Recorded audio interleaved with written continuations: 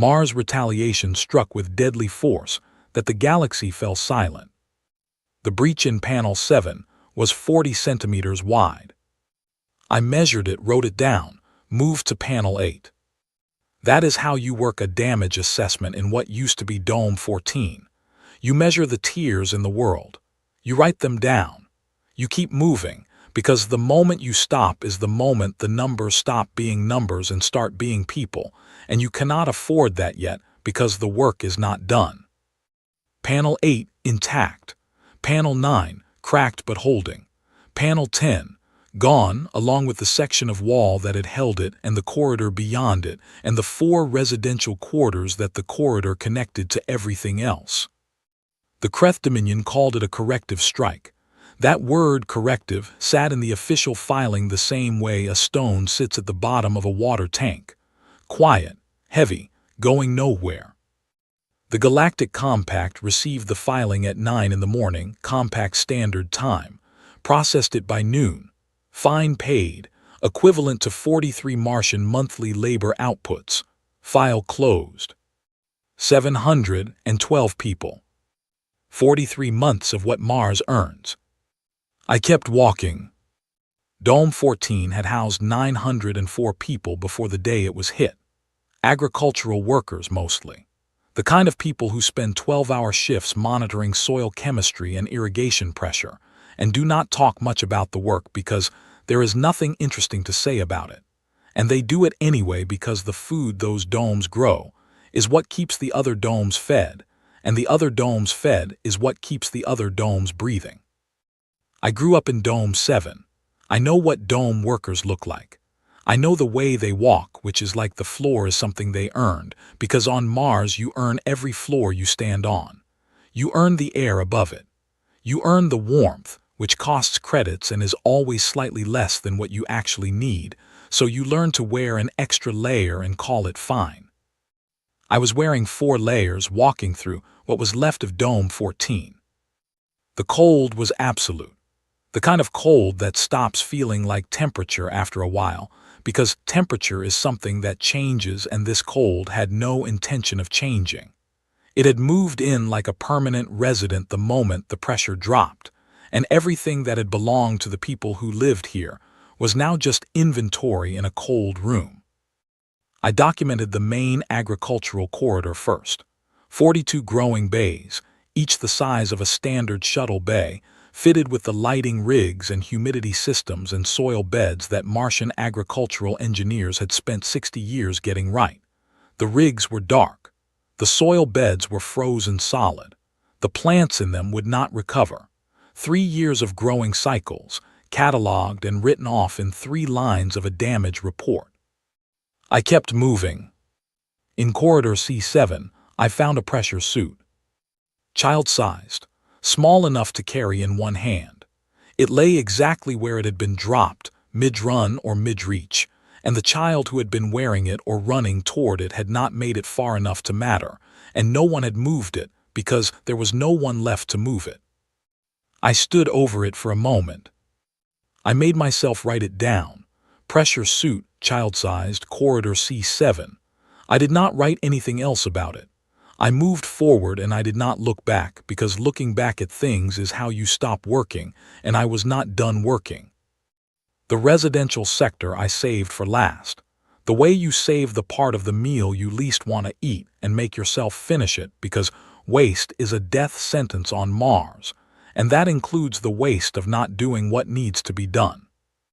Quarter 12 had a meal on the table. Reconstituted kelp and protein paste. Standard ration, portioned to exactly the gram the nutritional guidelines required. On Mars, every gram is a small argument that you either win or lose, and you learn before you can walk that the difference between eating your full portion and leaving half is the difference between finishing a shift and not finishing a shift. The meal was half-eaten. I stood there for longer than I had stood anywhere else in the dome. Long enough that my suit's temperature monitor beeped at me once, because the sensors thought I had stopped moving for a bad reason. I had not stopped for a bad reason. I had stopped because the meal was half-eaten, And on Mars you do not leave food on your tray, not because of guilt or culture but because of math. The simple arithmetic of a closed system where the inputs are fixed, and the person who eats their full portion survives, and the person who does not is on a slope with one direction. Someone had been eating this meal when the strike came, right in the middle of an ordinary afternoon, and the food sat there now in the cold and would never be finished, and I could not explain exactly why that was the thing that made the whole dome feel like a wound rather than a damage report. I wrote it down. Half-consumed meal, residential quarter 12. I moved to quarter 13. Quarter 13 was a workstation quarter. Consoles, tools racked along the east wall in the precise order that Martian engineers use, which takes years to learn because the logic is: find this in the dark, with your hands shaking, without looking, because the position has to be in your hands before it is in your eyes. On the edge of the primary console screen, something was clipped. A work badge. My hand reached for it before my brain had finished deciding to reach, because my fingers already knew the shape of it, the specific dent in the upper right corner where it had been dropped once on metal flooring and never replaced, because replacements are never the first thing you spend credits on. Not on Mars. Not ever. Nina Dresch, Dome 14, Engineering Core Level 3. I unclipped it from the console. I clipped it to my own suit, next to my own badge. I finished the inventory. I walked back to my shuttle, sat down, and drafted the damage assessment in the flat clinical language that damage reports require, the kind of language that strips everything human out of a situation, so what remains can be measured and transmitted without triggering any flags in any system. 7 pages. Breach points, structural failure grades, estimated time to pressure loss, equipment salvageability ratings, agricultural loss projections. I wrote the word corrective nowhere in those 7 pages. I wrote the word retaliation nowhere. I did not need to. I sent the report. I put the shuttle into ascent. I watched Dome 14 shrink in the viewport, a cracked dome sitting in the Martian lowland like a broken tooth, and I held the 2 badges on my suit in my fingers as I flew, mine and Nina's, side by side. I did not think about Nina. I thought about the half-eaten meal. By the time I landed at Olympus Command, I already knew what I was going to do. The official compact response was waiting on my console when I docked. Dense language, committee written, every sentence smoothed of whatever truth had originally been in it. The compact expressed concern. It encouraged dialogue. In the 14th paragraph, it reminded Mars that as a territorial holding of Earth rather than a sovereign signatory, Mars had no standing under the Mutual Defense Accords to expect formal military support. Territorial holding. I read those 2 words 3 times. I had been born in Dome 7. My mother had been born in Dome 7.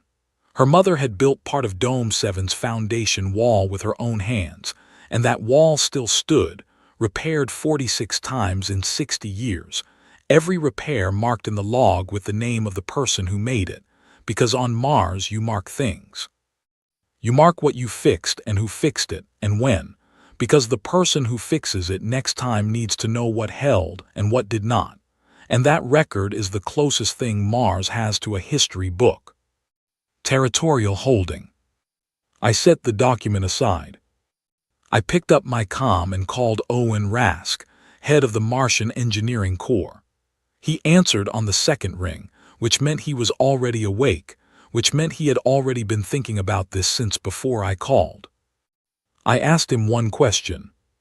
How long do we need? He was quiet for 4 seconds, enough silence to tell me he already knew what I was asking.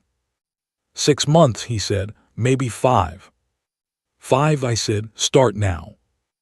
Owen Rask had not slept in 3 days by the time I walked into the engineering bay. I knew this because Owen kept time by sleeping, and when he stopped sleeping he stopped knowing what time it was, which was how you knew he was deep in a problem worth solving.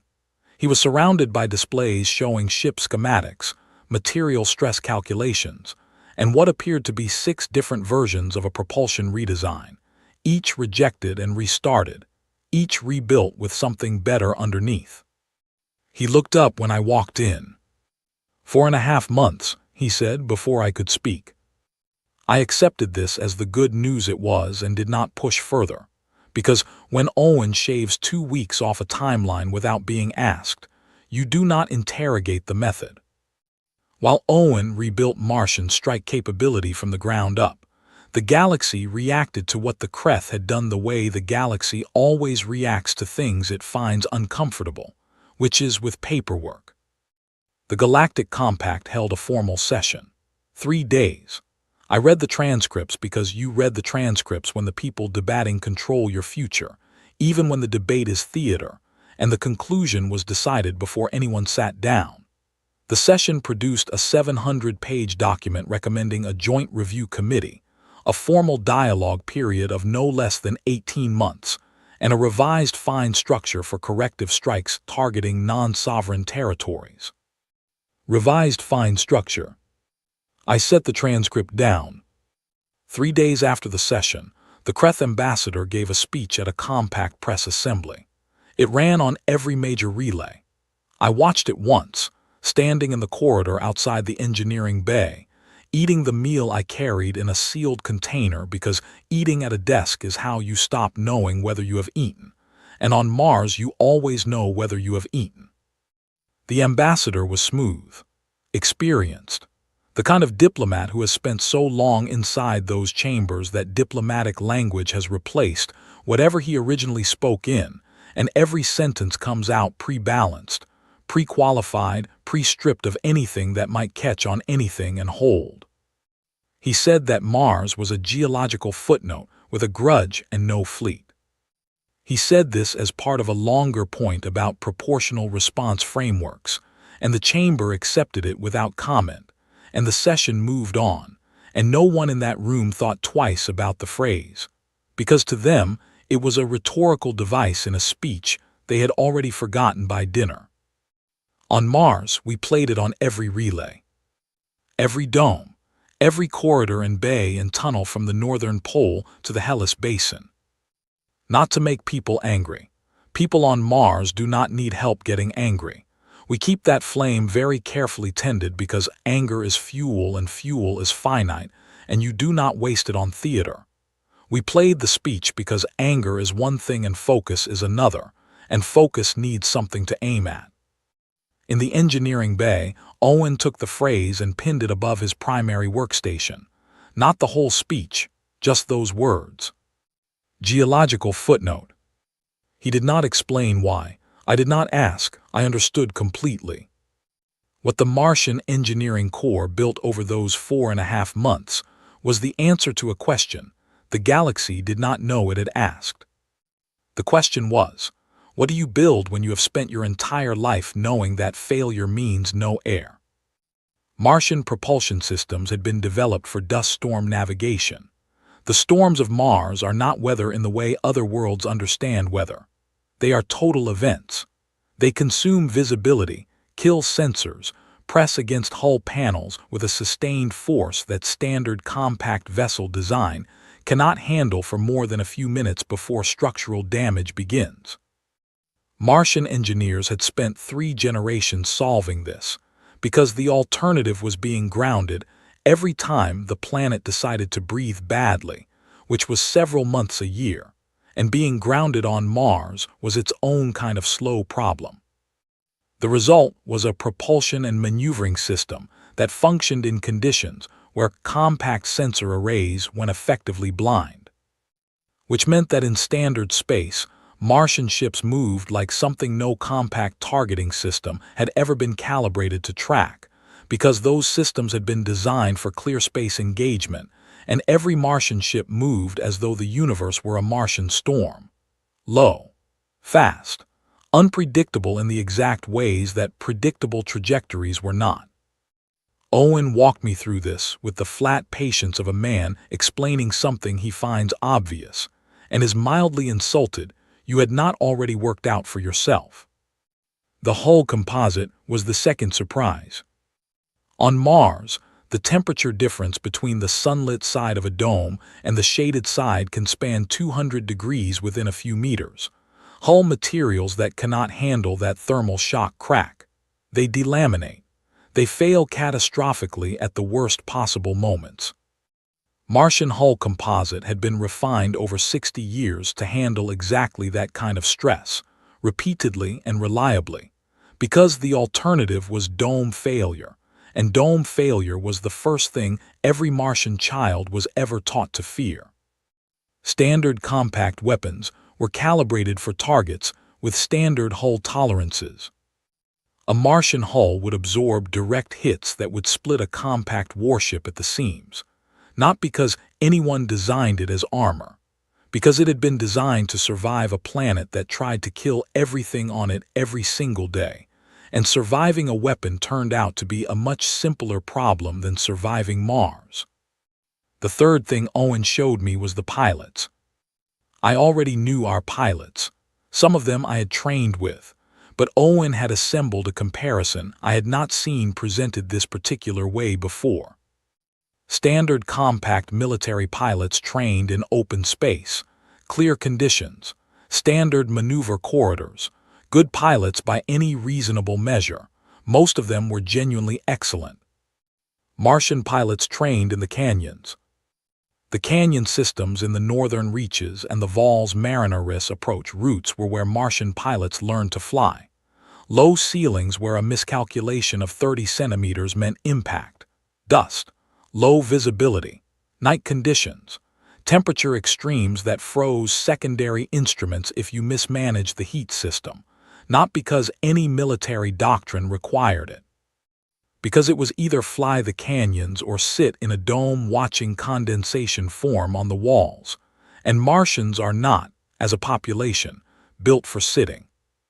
The result was a pilot culture that had been running effective combat condition training for recreation since the first domes were settled.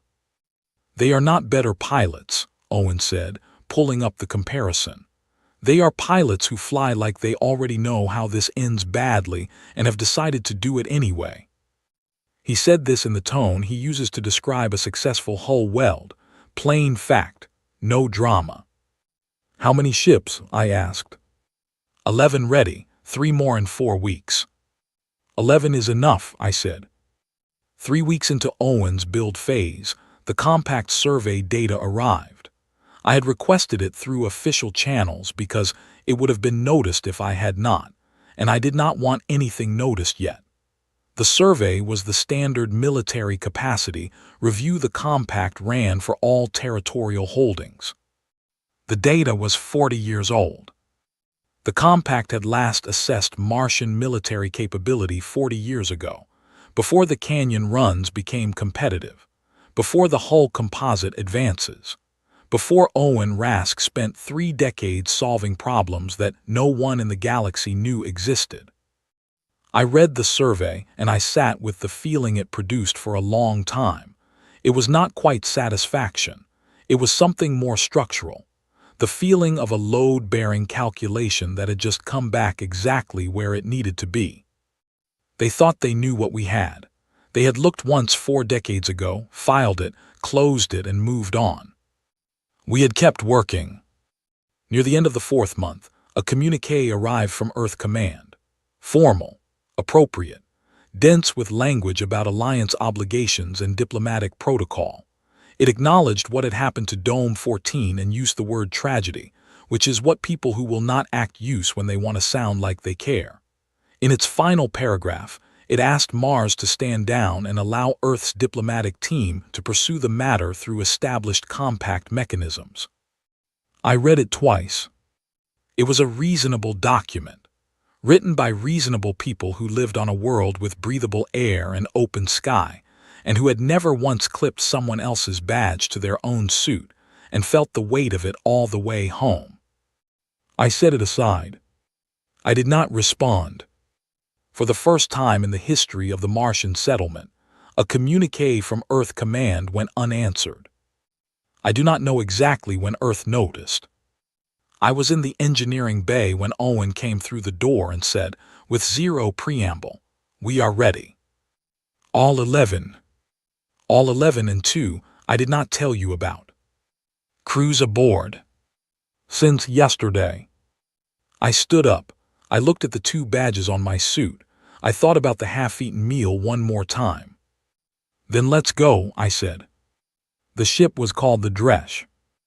I named it myself, which is a commander's prerogative. And I named it the way Martians name things, after the living, not the dead. The dead have enough already. The living need their names to mean something while they can still hear them used. I sat in the command seat and watched the edge of Kreth space on the sensor display. Owen's engineers had designed the display to read like a topographical map, because Martian pilots navigate by terrain rather than abstract coordinate grids, and you do not retrain a pilot's instincts mid-campaign.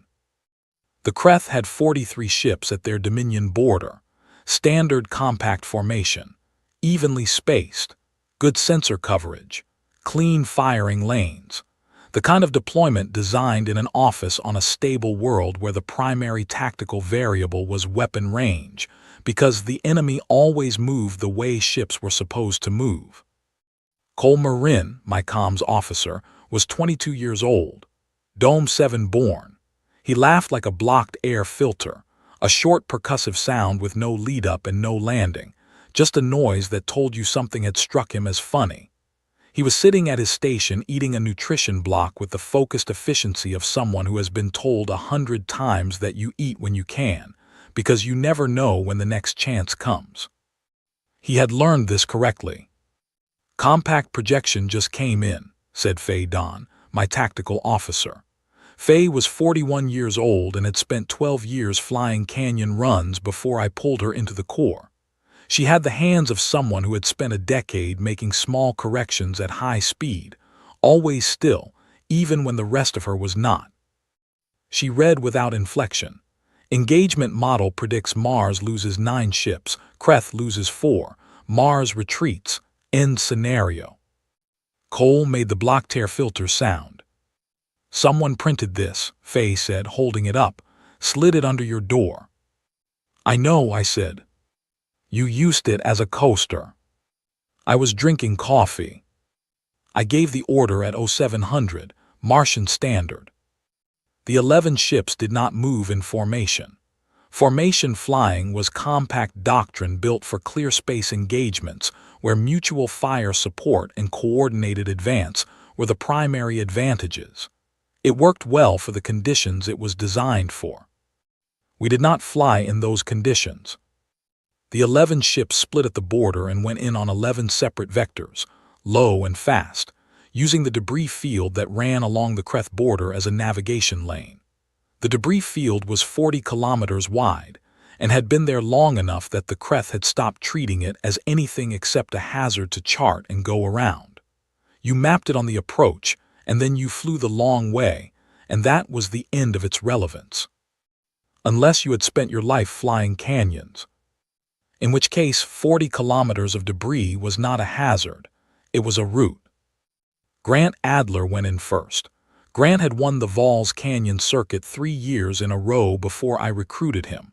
When I had offered him the position, he had asked exactly one question: does the engagement zone have obstacles I can use? I had shown him the debris field. He had looked at it for 4 seconds and said yes.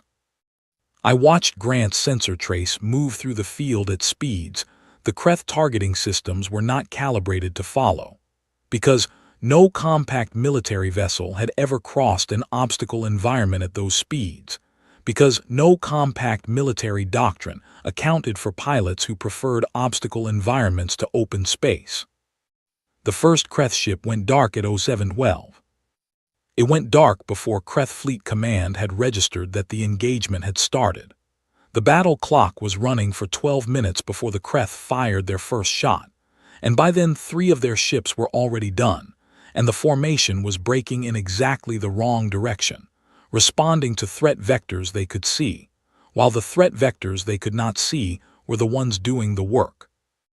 I watched the display. I called position checks every 4 minutes. I drank my coffee. At 07:43, Faye said, "They are trying to reform on the southern quadrant." "Grant," I said on the Fleet Channel. "Already there," Grant said, the voice of someone fully engaged in doing something they are good at and find no reason to make dramatic. The reformed southern position held for 6 minutes. The Creth comms ran on a frequency Owen's systems could read but not be read on, which meant we heard everything and they heard nothing from us. Cole monitored it without comment through the first phase of the engagement. At 08:19 he looked up. "They are requesting terms," he said. "Whose terms?" I asked.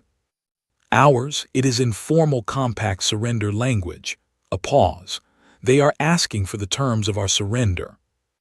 The command deck went quiet. Not the silence of shock. The silence of people deciding, all at once, not to say the thing they had been about to say. "Tell them," I said, "that we do not have a word for that in our dialect." Cole looked at me for exactly 1 second.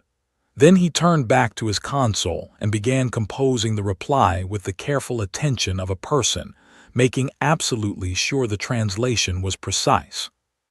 Faye made a small sound, not the full Blocktair filter laugh, something quieter and more internal. I recognized it. It was the sound a person makes when a calculation resolves cleanly after a long time of not being sure it would. At 09:14, the last of the 43 Creth ships went silent. 92 minutes from the first border crossing. I set my coffee down. "Cole, position check." "All 11 present," he said. "No casualties." I sat with that for a moment. No casualties was not a figure I had built into the plan. I had planned for 11 ships returning. I had carried the math of what returning might cost from the moment Owen said they were ready, and now I set that math down, and the particular weight of setting it down was something I had not prepared for. "Faye," I said, "let the fleet know." She opened the channel. I picked up my coffee. The galaxy noticed the absence of the Creth before it understood what Mars had done. The Dominion went dark after 09:14. No fleet communiques. No diplomatic statements.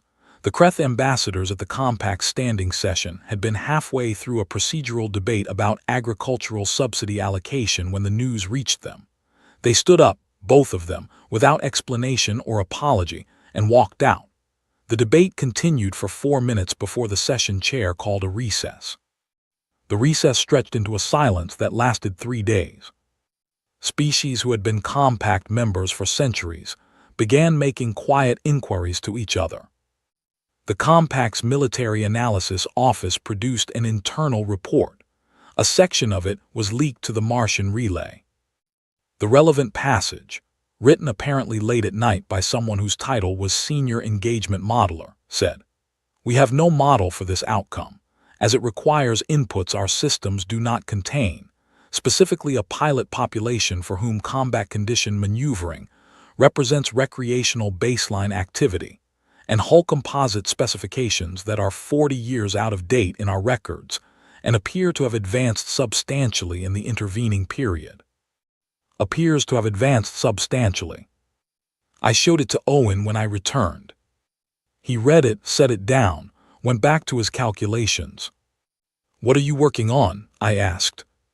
"Whether we have sufficient hull stock to extend the campaign to the Creth fuel extraction network," he said. "Do we?" "Yes," he said, "with some to spare." I filed my report to Mars Central Command. Subject line, Phase 1 complete. I did not include figures for Creth losses. They could count those themselves. That was not my arithmetic. The Compact delegation arrived at Olympus Station 11 days after the engagement. 7 of them, senior council representatives, 2 observers from the Diplomatic Resolution Bureau, and a military attaché whose job was to assess what Mars actually had and compare it to what the survey said Mars had. His name was in the dossier. I did not bother remembering it, because the attaché's job was to make a list, and lists were about to become far less relevant to this situation than his superiors understood. My aide, Nora Taft, escorted them from the docking bay through the main corridors of Olympus Station. Nora had grown up in Dome 7. She moved through space with the precise economy of everyone raised in a closed environment, never taking a step she did not need, never occupying more room than she required. The delegation walked the way people walk who have never once needed to think about how much space they were taking up. I watched them on the corridor monitor before going down to meet them. They were looking at the walls. The walls of Olympus Station were a record.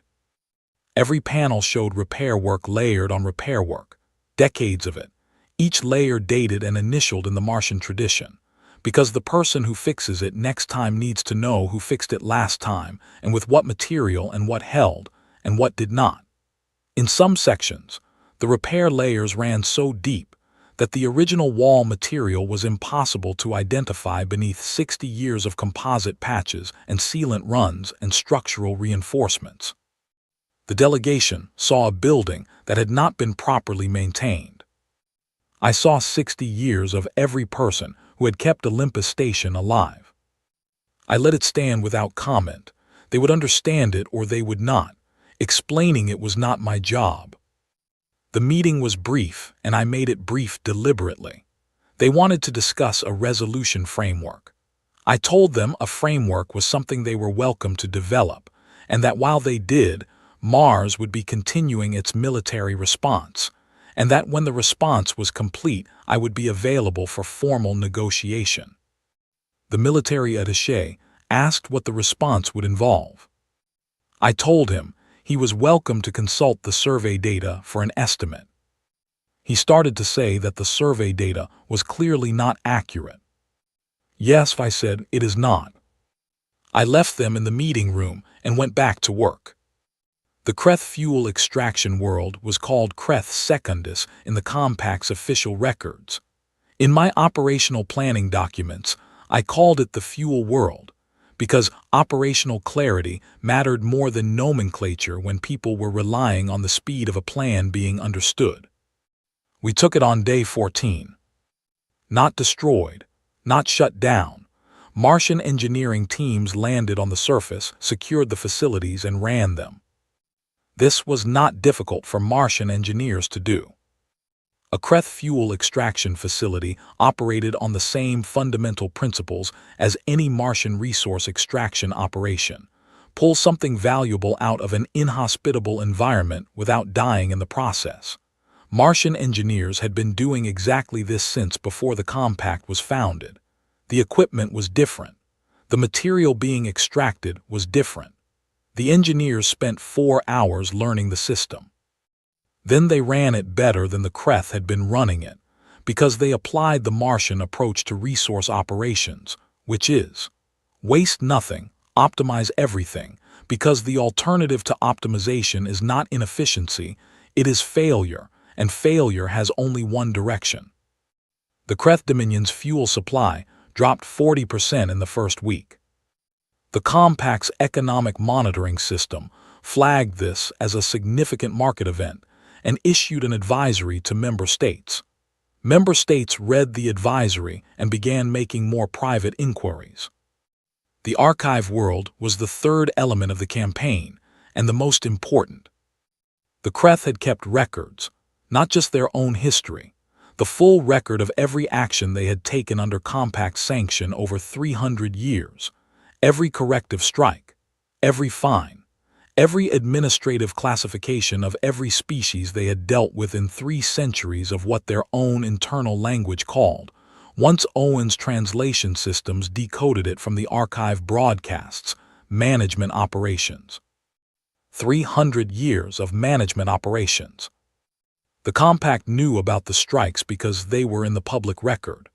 What was not in the public record was the planning documentation, the internal pre-strike assessments, the cost-benefit calculations the Kreth ran before each action, weighing the fine they would pay against the advantage they would gain, and finding every single time that the math worked in their favor. Every time. We broadcast the full archive on every Kreth internal frequency. Not to their government alone, To every household, every public relay, every personal comm unit registered in the Dominion. We added no commentary, no interpretation. We simply played the records and let the Kreth population discover what had been done in their name for 300 years, and the effect on them was, I was told later, comparable to opening a wall panel for a routine check, and finding that the load-bearing structure behind it had been hollow for 30 years while every engineer who had ever inspected it signed off on it as solid. The Kreth government stopped issuing public statements on day 3. On day 11, Cole brought me a data file personally, which was unusual enough that I looked up from my planning documents the moment he walked in. Cole was not a person who delivered files in person. He sent files and then sent follow-up messages asking if you had seen the file. He set the display pad on my desk and said only, "You need to read this." I read it. The file was the pre-strike planning documentation for Dome 14, internal Kreth assessment, dated 8 months before the day I had walked through that cold dome with Nina's badge in my hand. It contained the full cost-benefit analysis, estimated casualties, expected response from Earth and the compact, political and economic risk projections.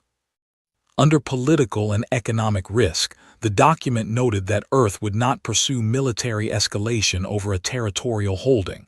The compact would accept a fine. Mars would protest through Earth's diplomatic channels. The channels would produce a committee. The committee would produce a report. The report would be filed. The document described Martians throughout, using a Kreth administrative classification. Owen's translation system rendered it as maintenance species, meaning, in the Kreth operational framework, a species whose primary function was the maintenance of infrastructure in environments where more valuable species preferred not to live.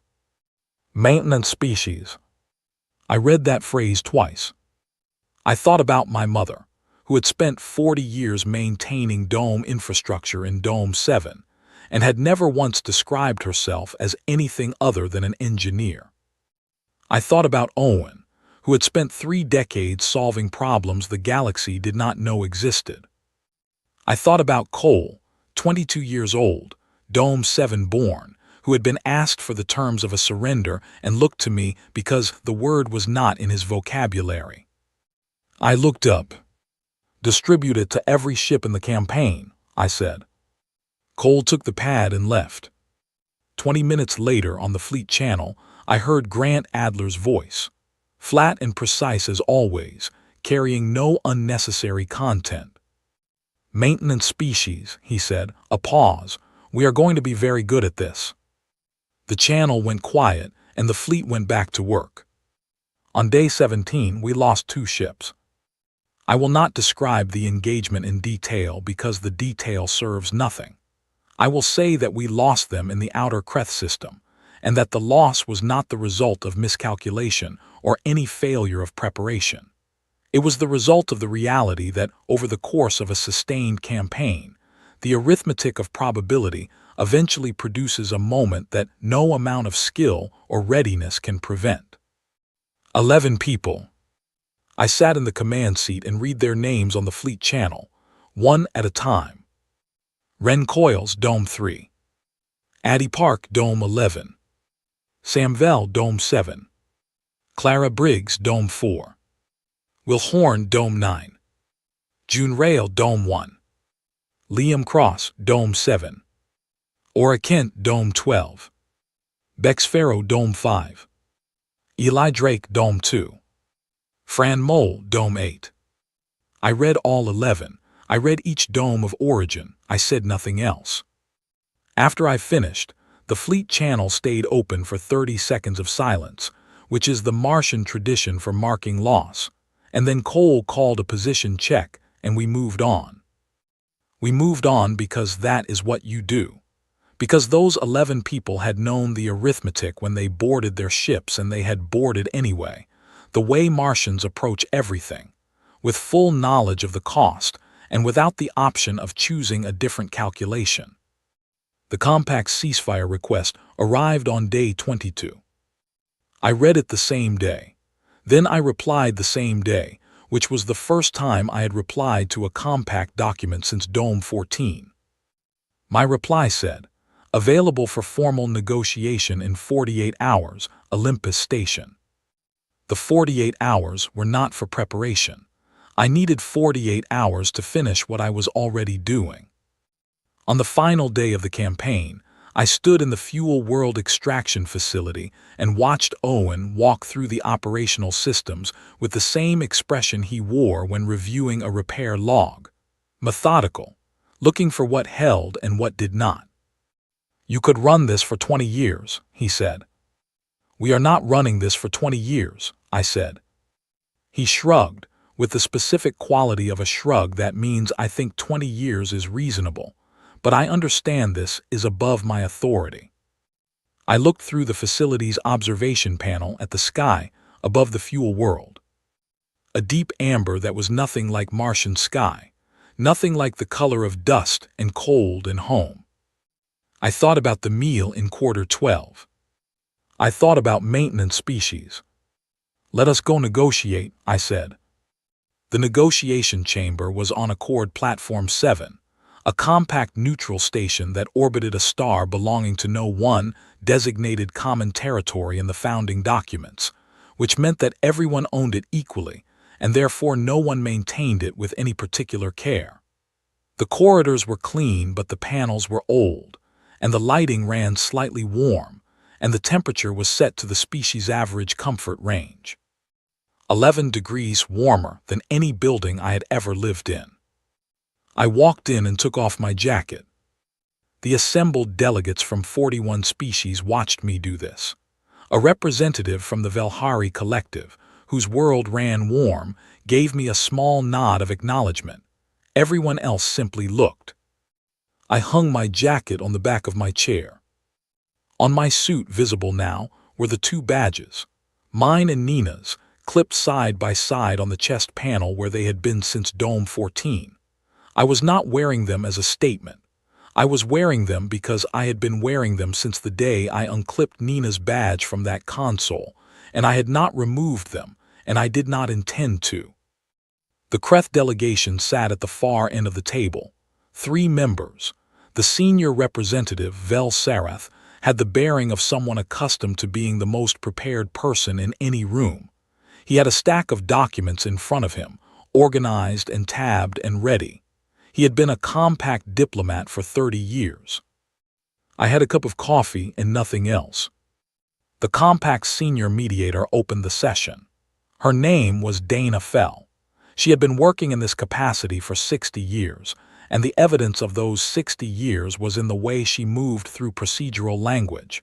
Like a surgeon moving through a familiar procedure, nothing wasted, nothing hurried. She completed the standard opening formalities. Both parties present. Good faith engagement expected. Session record official and binding. Then she looked at me. "Commander Dresch, Mars requested this session. The floor is yours to present terms." I set down my coffee. 3 things, I said. The chamber was quiet in the way that chambers go quiet when they sense that what is about to be said will require them to rearrange something they had considered settled. First, Martian sovereignty, formally ratified by the Compact, with full signatory status under the Mutual Defense Accords. Retroactive recognition to the date of original settlement.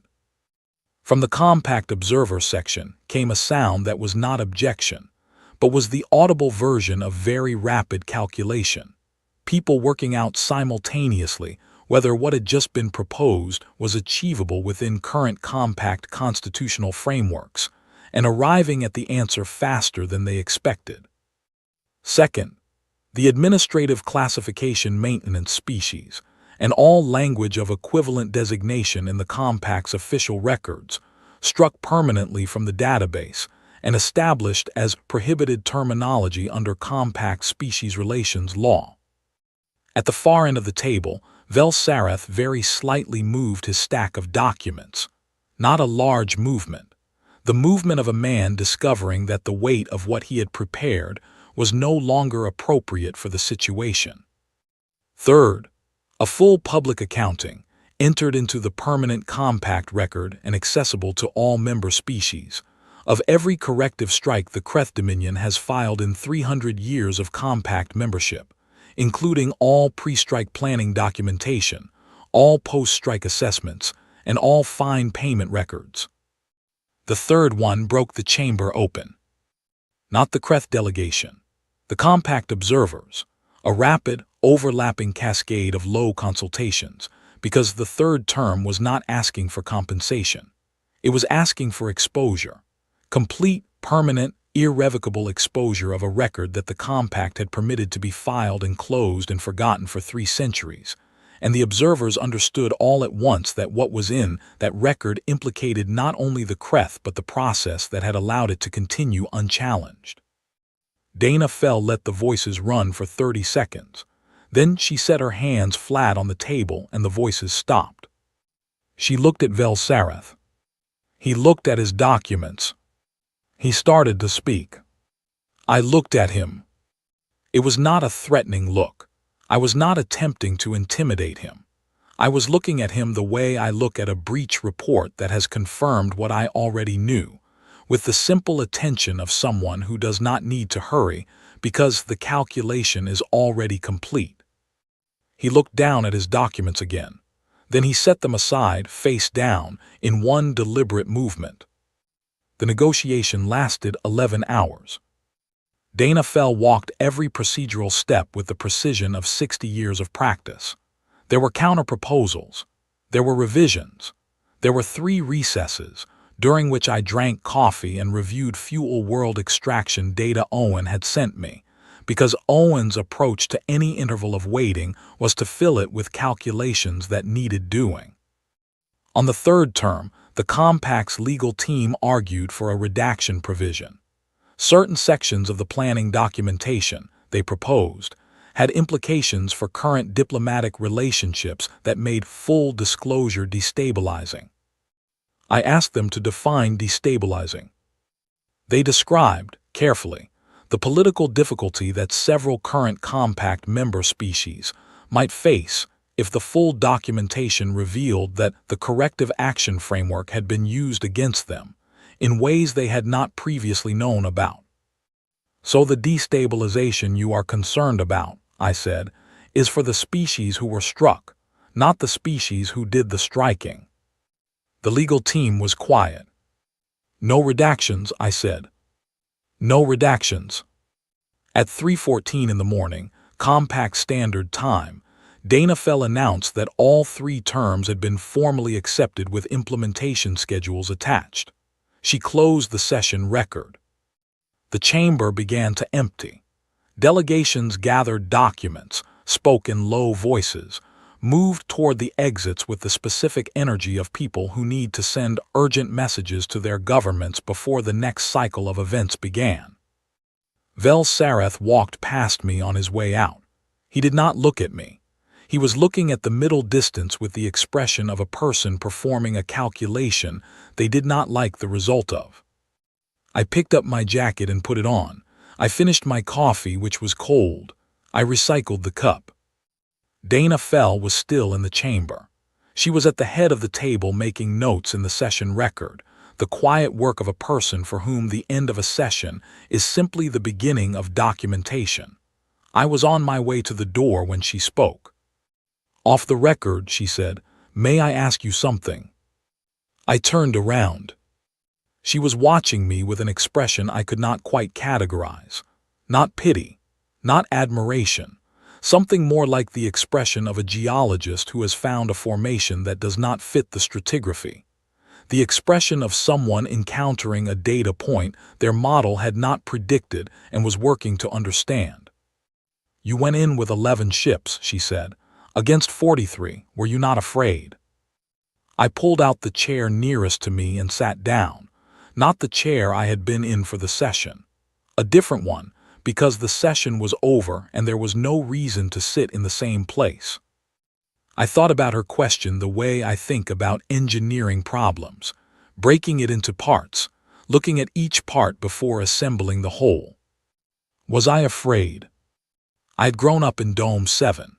in a structure built by people who knew it might fail and who built it as well as they could anyway, and then repaired it when it failed, and repaired the repairs when they failed, and wrote down every repair with the name and date and material used, so the next person would know what held and what did not. I had grown up learning, before I learned anything else, that the wall could breach at any moment, that the air could fail, that the cold outside would take you in under 4 minutes if your suit went, and you did not have a backup within reach. And I had grown up working anyway, sleeping anyway, eating measured portions and checking the tool rack and fixing what broke and going to bed and getting up and doing it again, because that was not bravery. That was just a Tuesday on Mars. What were 11 ships against 43? We grow up on a planet that wants to kill us, I said. We grow up knowing the wall can breach at any time, the air can fail. The cold is 4 minutes away every day of your life, and we work anyway, we sleep anyway. We love what we love knowing we may not have it long. In the way you love things when permanence is never something you were offered. I paused. Dana Fell was listening with the full attention of someone who has spent 60 years learning how to listen, meaning she was not preparing a response. She was simply receiving. 11 ships against 43, I said. That was a Tuesday. She was quiet for a moment. Then she said, I have spent 60 years in this work. I have mediated 43 major engagements. I have signed agreements between species that had been at war for generations. She looked at the table, then back at me. I have never seen a military campaign conducted the way this one was conducted. How did it seem to you? I asked. She considered the question. Like a maintenance job, she said. Something that needed doing, done correctly, with no wasted material. I looked at her. I thought about the document, the classification. Yes, I said, that is exactly what it was. I stood up. I walked to the door. Then I stopped, because there was one more thing, and Dana Fell was the right person to say it to, because she would understand it and enter it into the record properly. The reparations for Dome 14, I said. I want them designated for the rebuild, full infrastructure replacement, every dome panel, every pressure seal, every growing bay. And I want the names of the 712 people who were inside that dome when it was struck inscribed in the foundation wall of the new structure. Not a plaque on the surface. The load-bearing wall itself. The structure underneath that holds everything else up. She wrote it down. So that every person who ever maintains that dome, I said, will be maintaining something that holds their names. She looked up at me. That will be in the implementation record, she said. Thank you, I said. I left. The journey back to Mars took 9 days. I spent the first 3 reviewing operational reports, engagement records, equipment logs, maintenance notes from every team in the campaign. This is what you do after a campaign, not celebrate. Review. Find what held and what did not so the next person knows. Cole spent the first 3 days sleeping, which was exactly correct, because Cole had been awake for most of the campaign, and his body was doing what a 22-year-old body does when the sustained emergency is over, insisting, very firmly, on immediate and total rest. Faye spent the first 3 days recalibrating the targeting systems, because Faye's approach to the end of high pressure was to find something precise to do with her hands. Owen, who had traveled to Accord Platform 7 for the negotiation phase, sent me calculations from his return shuttle. He was already planning the hull composite upgrade for the next generation of vessels. He had apparently started these calculations during the negotiation session itself. I read all of Owen's calculations. I thought about what Martian sovereignty actually meant in the practical, day-to-day operational sense. It meant the compact survey drone that had last visited Mars 40 years ago would have to come back. It would find things it was not expecting. It would file a report that would take a very long time to fully process, because the systems designed to process compact reports were not built to accommodate data points that fundamentally revised their existing models.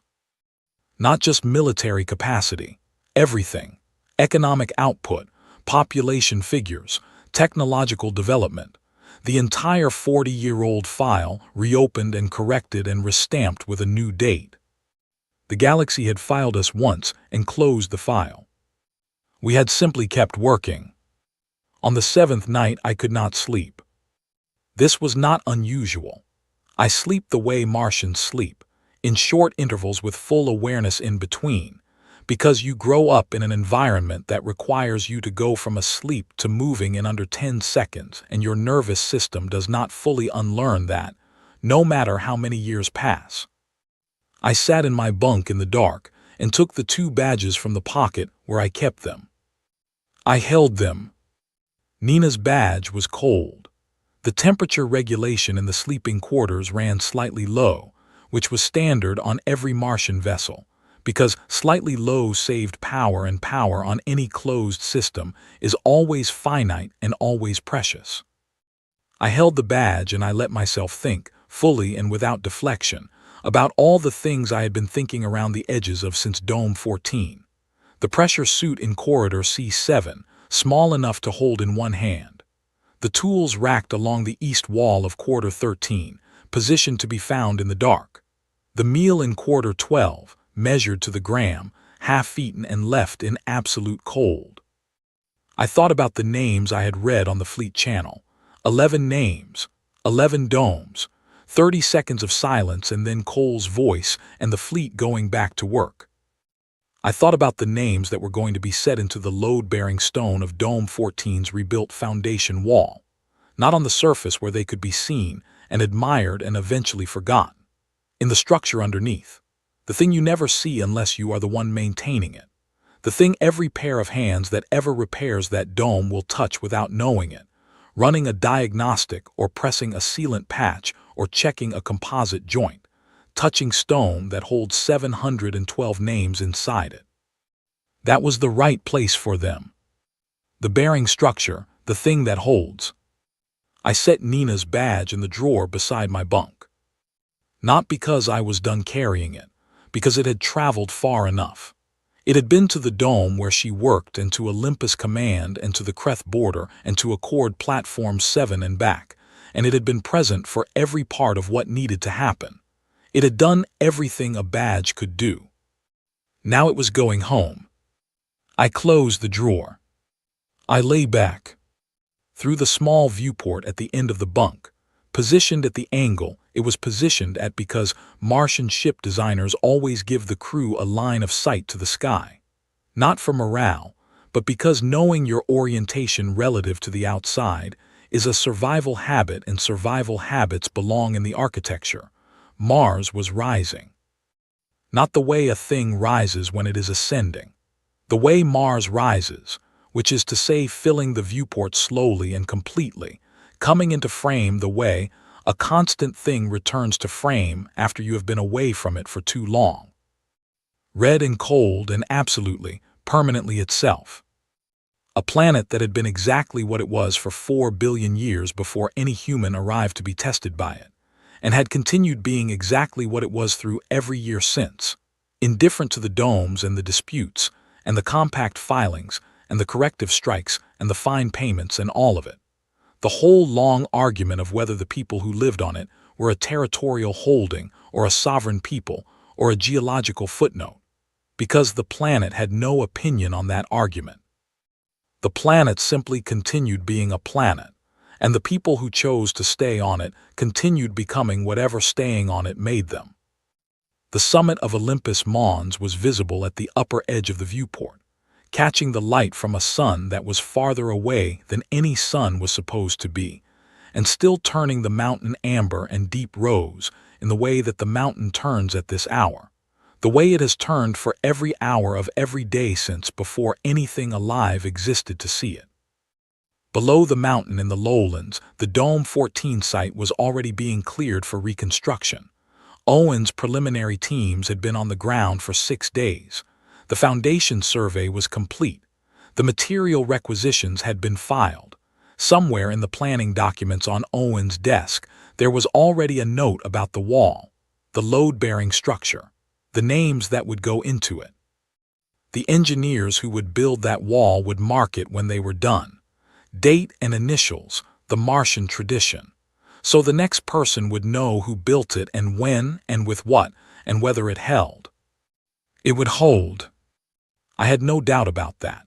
Not because I was certain of anything beyond the next repair cycle, because certainty is something Mars does not offer and never has, but because the people who would build it had grown up knowing exactly what was at stake if a wall did not hold, and that knowledge, lived with every day from the first year of your life, produces a different kind of engineer than any other education ever could. The dust was up slightly outside, a low drift just above the surface, nothing serious, the planet breathing the way it always breathed, slow and red and cold. I could almost taste